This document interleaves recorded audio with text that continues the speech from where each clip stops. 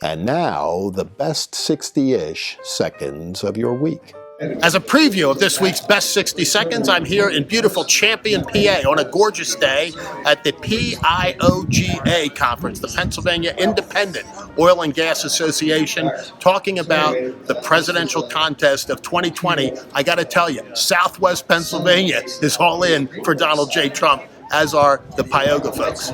And we're back at the spacious world headquarters of Quantum Communications after my jaunt around the state the past couple of weeks. And looking forward to tonight's announcement by President Trump of his selection to fill the seat vacated by the untimely death of Justice Ruth Bader Ginsburg.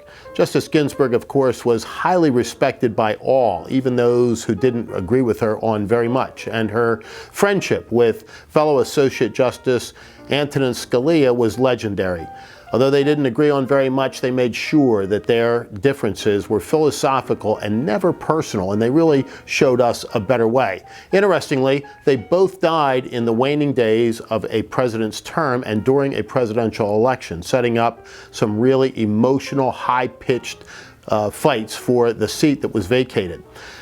Now, the Democrats are going to scream about hypocrisy, but let's be very honest. The hypocrisy goes all around. If you take the language of 4 years ago and simply switch parties, you'll hear exactly the same this time around from the other group.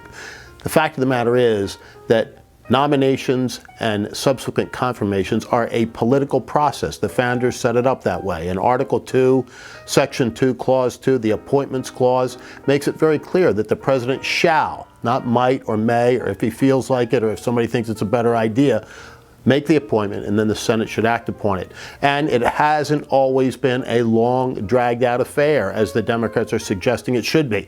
In fact, FDR got one of his justices approved in a matter of hours, without any hearings or anything else. Ruth Bader Ginsburg herself, 42 days and only 3 votes in opposition. Sandra Day O'Connor, the first woman appointed to the court by Ronald Reagan, unanimous approval after 33 days.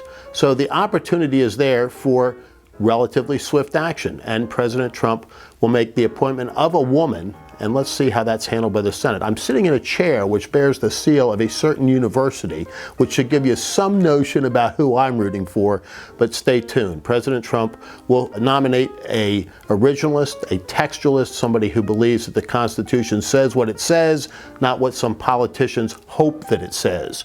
And there will be a significant battle, but the Republicans have the votes, and that's ultimately where I think it will end. And this week we will see the first of the presidential debates. And there's been a lot of chatter about that, particularly the lack of presence on the campaign trail by Joe Biden. So this is kind of his coming out party. I was asked by a reporter this week what suggestions I would give to the Trump campaign. They haven't called for any.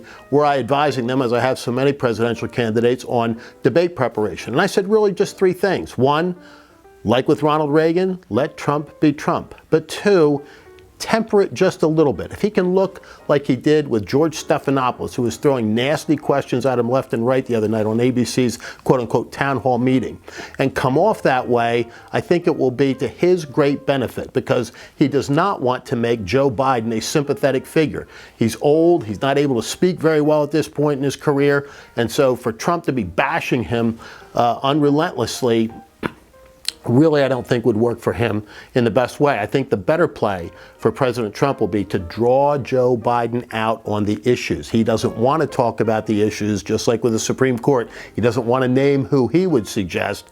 He doesn't want to talk about the issues either because of the far left tilt of his party at this point, which the sliver of electorate that's still undecided, persuadable, or otherwise up for grabs simply doesn't buy into. And in the economy this week, very quickly, we saw more volatility. 4 consecutive weeks of the September slide, although at the end of the week, a 350-point pickup tended to look like the slowdown in the sell-off of the big tech stocks, which had been leading the September slide just as they caused the August boom. The economy ultimately is going to be what it's all about, in my judgment, come November 3rd. So we'll be watching it throughout October.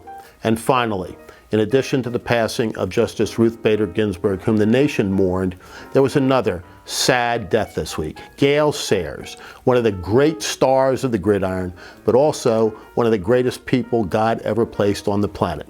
And when you think about Brian's song, who doesn't have a little tear in their eye? Howard Cosell told us after he watched it for the first time that he wept openly and unashamedly. Didn't we all? May they both rest in peace. And for now, that is the best 60-ish seconds of your week.